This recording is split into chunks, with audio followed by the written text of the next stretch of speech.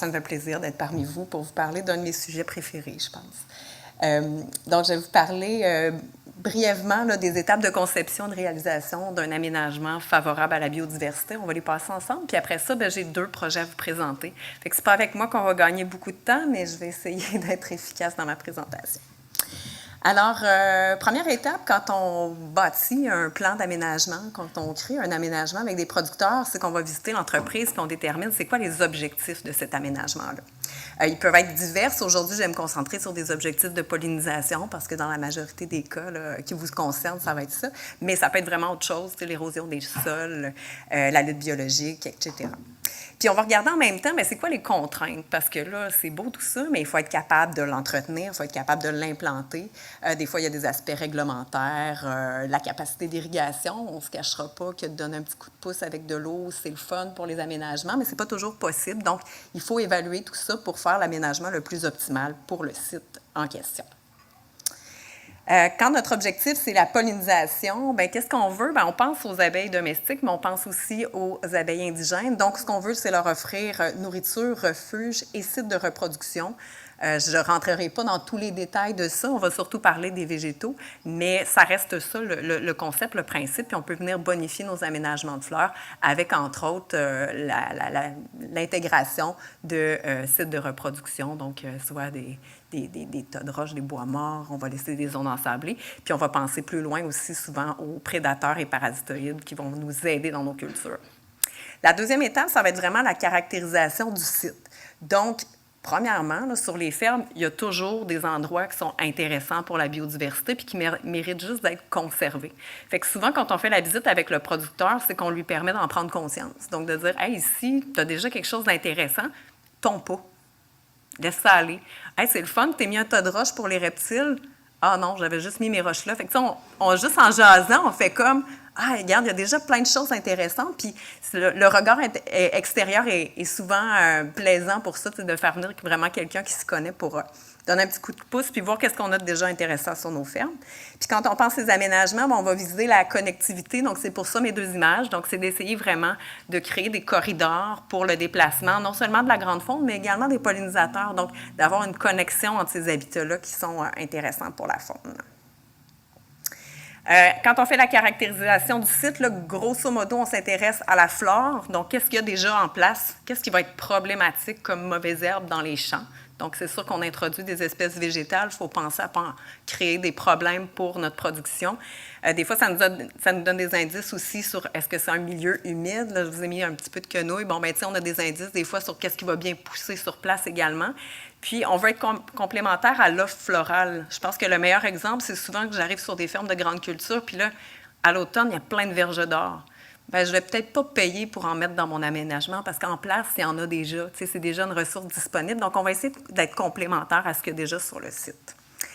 Au niveau de la faune, ça, c'est beaucoup en jasant avec le producteur. Puis des fois, on a la chance de voir des traces de passage de la faune. Puis ça nous permet aussi de voir est-ce qu'on va avoir des problèmes de cervidés. Donc, est-ce qu'il faut mettre des protecteurs ou non selon les sites. Puis, on va regarder, bien entendu, le type de sol. On va essayer de choisir des plantes qui sont bien adaptées au site. Donc, on fait également ces analyses-là.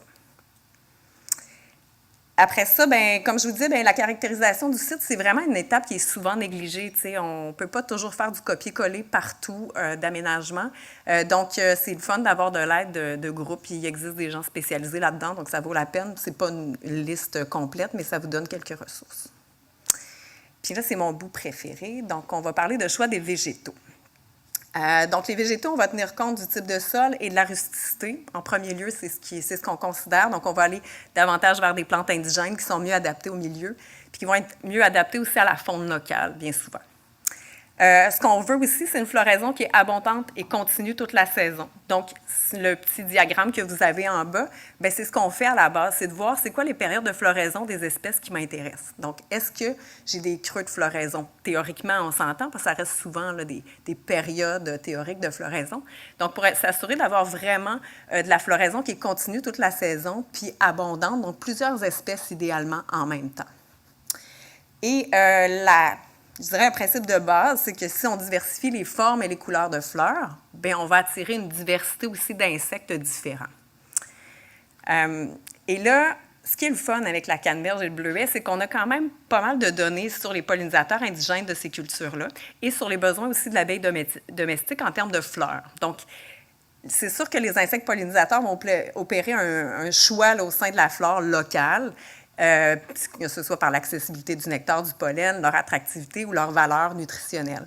Et en connaissant bien nos auxiliaires, on peut faire des choix très orientés en fonction d'eux, bien entendu. Donc, c'est ça. Puis, il faut aussi connaître nos ravageurs. On ne se le cachera pas. On peut aussi attirer plusieurs ravageurs avec des espèces florales particulières. Donc, il faut faire attention aussi aux choix qu'on fait et bien les réfléchir. Qu'est-ce qui va faire qu'une fleur est une bonne source de nectar? Bien, ça nous donne des clés un peu pour la composition puis aussi le design de l'aménagement, je pense. Donc, ce qui va faire que c'est une bonne source de nectar, c'est d'abord l'abondance de fleurs. Ce qu'on veut, là, c'est un cultivar ou une espèce florale qui va être très florifère, qui va produire beaucoup de fleurs. C'est l'idéal. Tant qu'à mettre des fleurs, bien, autant qu'il y en ait en masse. Au niveau de la composition nutritionnelle, on n'a pas l'information pour toutes les plantes indigènes, mais on a quand même des guides, beaucoup pour les espèces mellifères, donc on va avoir une idée de la qualité de ce qu'ils offrent comme ressources. Ce qu'on veut aussi, c'est que la fleur elle soit disponible dans le temps, fait qu'on joue avec une combinaison de plantes, mais on va aussi privilégier des plantes qui fleurissent sur des longues périodes, donc ils vont nous permettre d'avoir de la fleur pendant un bon bout de temps. Il ne faut pas négliger non plus qu'il y a toujours un risque associé à la recherche de nourriture pour l'abeille. Donc, on va travailler en massif davantage lors d'aménagements fleuris. C'est plus facile pour l'abeille de repérer ces massifs de fleurs-là, puis ça vaut la peine de se déplacer parce qu'il y a beaucoup de fleurs au même endroit. Donc, dans les aménagements, c'est des concepts qu'on va utiliser beaucoup. Au niveau de l'attractivité, bien, les fleurs, on comprend de mieux en mieux, mais on voit des signaux aux abeilles. Donc, il y a des fleurs qui sont plus attractives que d'autres. Puis ça, bien, il y a encore de la recherche, mais on a quand même quelques indices par des projets passés. Et il y a l'accessibilité aussi à la ressource. Donc, je vous ai mis le classique rosier à pétales triples qu'on trouve super beau au niveau ornemental, mais pour lequel c'est très difficile pour l'abeille d'aller chercher la ressource. Donc, l'accès au pollen, au nectar est compliqué. Donc, on privilégie des espèces indigènes comme Rosa rugosa qui permet une meilleure accessibilité, bref, à la ressource. Là, je passe rapidement, mais tu sais, dépendamment du pollinisateur, il y a sa morphologie qui va le limiter dans l'accessibilité au pollen et au nectar, donc à la ressource. Ici, c'est la longueur de la langue, dans le fond, qui va faire que certaines fleurs ne sont pas accessibles à certaines espèces. Même chose pour la forme du corps. Donc, par exemple, les méliachiles vont être avantagés par des ombellifères où ils peuvent se poser, qui font des belles pistes d'atterrissage. Donc, on peut jouer avec les choix. Je vous ai mis quelques guides intéressants, là, dont le guide du CRAAC, qui sont des bonnes bases dans la sélection d'espèces. Ensuite, bien, il y a l'aspect préparation de sol qui est malheureusement souvent négligé et pour lequel ça vaut la peine d'avoir des conseils aussi agronomiques. Donc, on ne choisira pas nécessairement la même façon de préparer le sol selon la superficie puis selon les problématiques d'adventice qu'on va trouver là, de mauvaises herbes sur le site déjà. Donc, il y a de l'occultation, de la solarisation qui peuvent être utilisées, jachère et faux semis, donc plusieurs passages de machinerie pour épuiser nos mauvaises herbes. On va souvent recommander de faire un engrais vert. Ça veut peut-être dire de retarder le projet d'aménagement d'1 an, mais de prendre le temps de bien faire les choses. Puis rarement, on va aller vers le labour, mais dans certaines conditions, là, ça va être une solution également. Puis au niveau des paillis, bien, encore là, il y a différentes possibilités. Je vous dirais qu'en arbres et arbustes, c'est difficile de se passer de plastique pour vraiment limiter les interventions de désherbage. Quand on va avec des herbacées, bien, le plastique est moins intéressant parce que les herbacées vont prendre de l'expansion, donc à la base. Et là, bien, un copeau de bois va être plus intéressant. Donc, il faut quand même mettre une bonne épaisseur de copeaux, prévoir en remettre à chaque année. Donc, ça implique quand même de l'entretien, un peu plus de désherbage également. Puis, on peut faire une combinaison copeaux-collerette selon si on a des arbustes et des herbacées ensemble. Je ne rentrerai pas dans tous les détails de l'implantation, mais souvent, on va faire les implantations au printemps pour arbres et arbustes, à l'automne, arbres et arbustes également. Au printemps, on va pouvoir implanter aussi les herbacées qui s'implantent un petit peu moins bien à l'automne. On va jouer sur les distances de plantation en fonction de l'envergure des plants pour vraiment maximiser leur compétitivité puis l'espace. Et on va planter en quinconce. Il faut prévoir de l'entretien si on fait un aménagement avec des herbacées, donc un désherbage à chaque année, si ce n'est pas au moins 2 fois par année. Et la taille des arbres là, dans les premières années de l'implantation, c'est vraiment là où on donne la forme à l'arbre. C'est essentiel de le faire pour ne pas avoir des problèmes par la suite. Donc, il faut aussi avoir la capacité de l'entretenir, le prévoir également, ou de le donner à contrat éventuellement. Donc, voilà. Et ça m'amène sur des projets en cours. Dans le fond, j'ai la chance de travailler avec Marie-Pascale et avec Écomestible sur une vitrine sur les bandes fleuries au lac Saint-Jean. Donc, les objectifs, c'est de concevoir, de mettre en place divers aménagements modèles sur des entreprises agricoles des principaux secteurs de production là, de la région. On a une ferme de grande culture, une ferme en maraîchage et une bleuetière. On va documenter toutes les étapes préalables aux aménagements, donc ce que je vous parlais, la caractérisation du site, la conception des aménagements, la préparation et leur mise en place. Puis, ce qu'on veut, c'est suivre aussi l'utilisation par les pollinisateurs de ces aménagements-là. Et qu'est-ce que ça a créé comme retombées ou contraintes pour l'entreprise? Donc, qu'est-ce qu'il a investi comme temps? Qu'est-ce qu'il voit comme frein ou comme incitatif à ce genre d'aménagement-là? Donc voilà, grâce à ces 3 entreprises-là, on a 3 beaux projets d'implantation. Moi, je vais vous parler surtout de ce qui se passe sur la bleuetière des entreprises Fortin, Tremblay et Fils. Et vous aurez la chance, pour ceux qui seront au Lac-Saint-Jean cet été, d'être invités à des journées portes ouvertes là, pour voir en vrai ces aménagements-là, puis qu'on puisse un peu vous parler de ce qu'on capture, ce qu'on suit dans ces aménagements-là comme pollinisateurs. Donc, en 2021, on a fait la caractérisation du site, puis là, ça se passe souvent comme ça, c'est motivant. Avec là, le producteur avait 1001 idées. Il voyait plein de secteurs où il pouvait faire des aménagements. Il y avait vraiment beaucoup d'ambition au niveau des projets, et notre rôle, ça a été un peu de prioriser. Donc, de dire, OK, là, si tu implantes tout ça cette année, l'année prochaine, il faut aussi que tu sois capable de l'entretenir avec la main-d'œuvre que tu as, etc. Donc, on a préféré jouer relativement safe, puis aller avec un aménagement un peu plus modeste, qui va pouvoir bonifier au fil des ans, parce que les premières années d'implantation de l'aménagement, c'est là où c'est le plus exigeant. Donc, un 2-3 ans où il faut prévoir du désherbage, prévoir de l'entretien, avant que les plants prennent vraiment toute la place, puis l'aménagement soit plus mature. Donc, c'est une bleuetière, mais il y a des champs de grande culture à travers la bleuetière, donc des zones où le bleuet poussait moins bien. Fait que notre projet est en bordure d'une haie brise-vent de pin gris qui est juxtaposé à un champ en grande culture là, où il y avait céréales et trèfle incarnat quand on est passé. C'est un lombe sableux avec un pH de 6,6. Puis, il n'y avait pas de problème de cervidés dans le secteur, des problèmes d'ours, mais pas nécessairement dans ce secteur-là exactement. Puis, on a vu des zones avec des colétaises. Fait qu'on a vraiment vu des petits trous dans le sable, puis on s'est dit, ça, on veut le protéger. Donc, dans le plan d'aménagement, on a considéré ces zones-là qu'on a marquées, puis qu'on a découpées pour les garder en zone sablonneuse. Donc, ça, c'est la bleuetière. Ce que vous voyez, qui est un petit peu plus pâle, là, qui est plus dans le beige que dans le rosé, c'est les champs en grande culture. Donc, c'est vraiment là où on a fait les portions d'aménagement, qui sont les blocs A, B et C. Puis là, comme c'est petit, je vais vous le lire. Là, le bloc A, c'est 1000 mètres carrés à peu près. B, c'est 480 mètres carrés. Le C, c'est 2700 mètres carrés. Donc, ça vous donne une idée de superficie. Ce n'est pas des petites bandes fleuries. C'est quand même assez long. Quand on est arrivé au choix des végétaux, on avait des critères à respecter qui sont bien propres à cette culture-là. On ne voulait pas que ça devienne une adventice potentielle, donc pas de mauvaises herbes. On est en zone 3. On voulait des espèces pérennes seulement.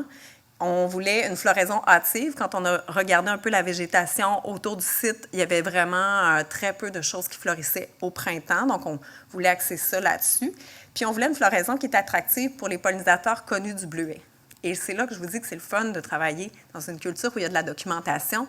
En faisant une revue littérature, on a trouvé entre autres un article où on avait récolté du pollen sur différents pollinisateurs connus du bleuet. Et on était vraiment allé chercher, dans le fond, identifier ces pollens-là pour voir quelles espèces florales ils avaient visitées. Fait que ça nous donnait une liste d'espèces qui semblaient intéressantes pour nos pollinisateurs qu'on voulait attirer sur le site. Donc, ça nous donnait un point de départ au niveau du choix d'espèces. Puis c'est sûr que ce qu'on veut, c'est toujours une floraison qui est abondante et continue toute la saison, mais particulièrement juste avant, pendant et après la floraison du bleuet. Donc, nous, c'est une période quand même charnière. Ce qu'on veut, c'est aussi que quand les abeilles, quand les bourdons sont sur place, bien, il y a une alternative si jamais la floraison est un peu retardée, un peu décalée pour le bleuet.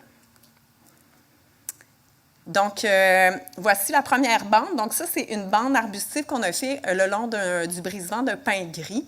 On voulait ça uniquement arbustif là, pour une section en plastique. Puis, on a fait un mélange fleuri, vous verrez, on l'a bonifié, de chaque côté de ce plastique-là. C'est toujours une banque de mauvaises herbes le long du plastique. Alors là, on s'est dit, bien, la meilleure façon que le producteur n'ait pas à travailler, c'est probablement d'y mettre une lisière de fleurs qui va pouvoir, avec la distance, l'épaisseur de cette lisière-là pourrait varier si jamais il y a trop de mauvaises herbes, il la raccourcit, il vient ressemer autre chose. Donc, on teste ça. Moi, ça fait 2 sites sur lesquels je le fais, puis je trouve ça intéressant. Donc, c'est une bande de lotier, de luzerne et de trèfle dans ce cas-ci. Donc, c'est en mélange qu'il a semé avec son semoir à céréales. Et on a mis du saulbeb, d'herville chèvrefeuille, la viorne trilobée et la spirée vanuati comme arbuste à proximité. Ah, puis on a même testé des amamélis de Virginie, qui est une plante qui est plus zonée 4, là, donc pour le plaisir, parce que c'est une floraison à l'automne vraiment intéressante, à voir comment ils trouveront le lac Saint-Jean. Sinon, pour les parcelles qui sont plus bandes fleuries, donc les îlots A et B que je vous ai présentés sur la carte tantôt, bien là, on a joué avec une combinaison d'à peu près 12 espèces. Et là, moi, je me suis beaucoup amusée. Tu sais, j'ai refait ça sur mon ordinateur, j'ai fait plein de petits carrés de couleurs, j'ai trouvé ça vraiment amusant à faire. Puis je suis arrivée sur le terrain, puis j'étais contente de le réaliser moi-même et de ne pas le donner directement au producteur parce que c'était de la job, faire des petits carrés comme ça. Et je peux vous dire que mes prochains projets vont être légèrement plus simples, là. La biologiste va se calmer un peu, on va rendre ça un petit peu plus uniforme. Fait que c'est beau, mais je vous recommande pas de faire des formes, des polygones étranges, parce que quand tu es marié avec les drapeaux, tu as rapidement mal au cœur.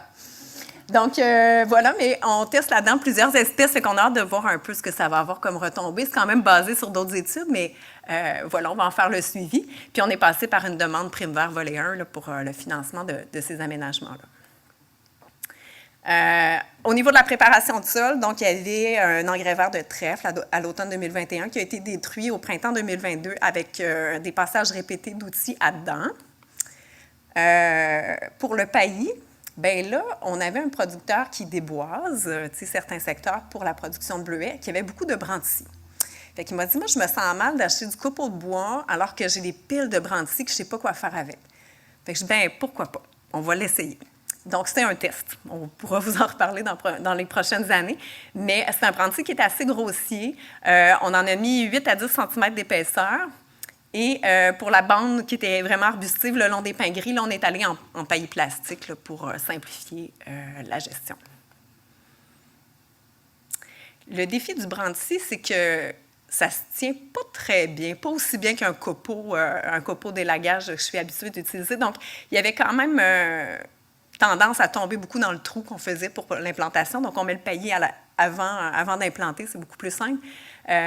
Donc, j'ai un peu peur des carences en azote, mais on verra. On a essayé vraiment de bien dégager le plus possible pour faire des trous nets puis qu'il n'y ait pas trop de copeaux dans les trous, mais c'était pas parfait. Puis, subsistait quelques rhizomes de chien-dent.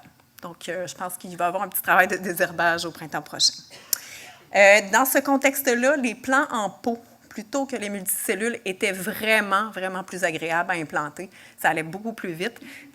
Puis, on a vu une reprise vraiment, vraiment meilleure là, au niveau des plants en pot. Donc, voilà. On parle de 13 heures pour l'implantation à 4 personnes de 1500 mètres carrés. Puis, on fait du piégeage de pollinisateurs. Donc, nous, on va suivre les pollinisateurs là, avec des pièges-bols et de l'aspiration aussi pour voir les espèces les plus intéressantes. Donc, ça, c'est à venir. Donc, en fin de saison, moi, quand je suis retournée, bien, j'étais vraiment contente de voir le mélange fleuri qu'on a mis le long du plastique. Donc, je vous ai mis notre recette, là, 4 kg hectare de trèfle alsique. On a du lotier et de la luzerne avec l'avoine en plante d'abri. Ça s'est vraiment bien établi, donc c'est intéressant de voir ça. Je n'ai pas malheureusement suivi s'il y a eu de la floraison, si ça a vraiment apporté de la pollinisation, mais du moins, il était bien établi, donc ça, c'est intéressant. On a eu un petit problème, par exemple, ils ont mis un trèfle annuel dans le champ de céréales qui a un peu envahi notre bande fleurie. Donc, ce que vous voyez qui est très vert, c'est du trèfle. Ce n'est pas nos fleurs qui ont pris tant d'espace. Donc, ça a fait une espèce de culture de couverture, mais j'ai comme un doute que ça ne va pas avoir affecté certaines espèces en multicellules. Donc, à voir. Puis, heureusement, on a eu un temps pluvieux, fait qu'au niveau de l'irrigation, Dans la canneberge, les questions se posent moins, mais en bleuetière, on n'est pas nécessairement équipé pour irriguer. Fait qu'on était contente d'avoir une belle saison pour l'implantation. Et maintenant, je vous parle d'un projet en cannebergière. Donc, c'est le développement d'outils facilitant la réalisation et le succès de projets d'aménagement favorisant la biodiversité en cannebergière. Ce qu'on veut, c'est vraiment qu'il y ait des retombées, dans le fond, qu'il y ait une multiplication des projets, puis de développer des outils qui vont aider producteurs et conseillers dans le développement de ces aménagements-là. Je réalise le projet avec la PCQ, le Bureau d'écologie appliquée, et il y a Pierre Chouinard qui est sur le projet là, du NAPAC. Ce projet-là, bien, on a eu la chance d'avoir un petit essai préliminaire. Donc, en 2020, on a fait une tournée des aménagements déjà en place sur les cannebergières. Donc, on a suivi une dizaine de cannebergières. Puis, ce qu'on voulait voir, c'est les plantes qui étaient le plus attractives sur les fermes pour les pollinisateurs indigènes et pour l'abeille domestique également, avant, pendant et juste après la floraison de la canneberge. Donc, on voulait voir qu'est-ce qu'il y avait comme potentiel là, de multiplier ça pour que, quand nos abeilles domestiques arrivent, bien, il y a de la nourriture en masse. Parce qu'on le sait, là, c'est vraiment la fenêtre qui n'est pas toujours idéale. Là. C'est pas rare que les ruches arrivent, puis la canneberge n'est pas encore en fleurs, ou qu'ils partent un petit peu plus tard que la fin de la floraison de la canneberge. Fait que là, le projet initial, il visait vraiment à faire l'inventaire dans des aménagements qui avaient été faits sur des fermes. Donc, on avait la liste de fermes qui avaient fait des aménagements fleuris par le passé. Puis, ce qu'on a réalisé, c'est qu'il y avait très peu de plantes qui fleurissaient dans ces aménagements-là en même temps ou près de la floraison de la canneberge. Puis là, sans surprise, c'était un mot d'ordre, de rien avoir en fleurs en même temps que la canneberge, pour être sûr que nos abeilles aillent dans le champ. Je peux vous dire que ça a super bien été respecté. Donc, il y avait à peu près rien dans les aménagements qui est en fleurs en même temps que la canneberge. Fait que là, bien, pour avoir un projet, nous, on s'est retournés et on s'est dit, bien, regardons qu'est-ce qui pousse naturellement, à peu près dans cette fenêtre-là, puis qui semble attirer les insectes auxiliaires. Donc, on a fait une tournée un petit peu plus générale. Finalement, on est allé se promener dans les sous-bois, autour des digues, autour des bassins, puis on a trouvé quand même une liste d'espèces là, qui semblait intéressante puis qui serait à valoriser sur les entreprises. Et ça nous mène au projet en cours. Donc, le projet, on est rendu on a fait une revue de la littérature. Donc, on a regardé qu'est-ce qu'il y avait comme espèces intéressantes pour les abeilles qui pourraient être implantées sur les fermes de canneberge. On a visité des aménagements pour voir c'est quoi les défis que les producteurs ont rencontrés en créant les aménagements, dans quel contexte ça a été fait, les succès, les non-succès. Donc, on a fait cette tournée-là. Et on est en train de monter la fameuse base de données sur les espèces florales d'intérêt dont on parlait tantôt. Donc, une base de données qui va nous tracer, dans le fond, le best-of pour les canneberges. Et donc, tout ça a pour objectif de développer des devis types. Ce qu'on veut, c'est offrir différents scénarios selon différents contextes de production, donc vraiment des aménagements modèles qui vont vous permettre, sans trop vous casser la tête, d'avoir cette floraison abondante et continue toute la saison et d'avoir quelque chose qui va être bien adapté à une cannebergière puis à différents, je dirais, secteurs de la cannebergière. Donc, si on fait ça sur notre topsoil qu'on a emmagasiné d'un côté versus dans un coin sablonneux, bien, il faut avoir des espèces qui répondent bien à ça. Donc, le but, c'est vraiment de développer divers aménagements qui vont être des aménagements modèles, finalement. Et bien là, on a la chance de pouvoir accompagner aussi des producteurs dans la création de ces aménagements-là. Donc, si vous êtes producteur de canneberge et que vous avez des plans d'aménagement en tête, que vous avez envie de travailler là-dedans, bien, on est là-dedans. On a encore de la place pour accompagner des producteurs dans ces démarches-là. Fait qu'hésitez pas à venir nous voir, moi, Didier, Gabriel ou encore Dominique. Et on veut les suivre, donc voir, bon, c'est beau théoriquement tout ça, ça semble marcher, mais en réalité, est-ce que ça s'établit bien? Est-ce que les périodes de floraison sont respectées? Est-ce qu'on réussit au niveau de l'attractivité à répondre aux besoins de l'abeille domestique? Puis qu'est-ce qu'on attire comme pollinisateur indigène aussi? Donc, on veut un peu faire le suivi de tout ça. Et en parallèle, on se dit aussi que des fois, il y a des zones, on a vu tantôt des belles digues avec plein de marguerites, bien, il y a des zones où on pourrait valoriser cette espèce de couvre-sol-là, le fameux mélange B que tout le monde met pour engazonner, mais qui pourrait être fleuri et permettre d'avoir sur de grandes superficies bien, de la fleur également. Donc, des projets d'engrais verts également qui pourraient être intégrés à ça. Au niveau de les cannebergières, les défis, c'est souvent que le sol est pauvre, donc des zones sablonneuses. Donc, il faut prévoir des amendements Ça peut être bien d'ajouter de l'irrigation dans ce contexte-là, donc quand c'est possible, puis souvent ça l'est, donc c'est des choses à penser, puis des espèces florales, bien entendu, qui vont être adaptées. On a le même défi qu'en bleuetière, le désherbage, donc on ne veut pas d'adventices, on veut éviter la dissémination de ces espèces-là dans les champs. Puis, on a souvent des zones très venteuses, donc des risques d'ensablement. Donc, c'est quand même quelque chose à considérer. C'est pas rare que les aménagements vont bien pousser en bordure d'un brise-vent, en bordure d'un boisé. Donc, il faut quand même le réfléchir dans le design également.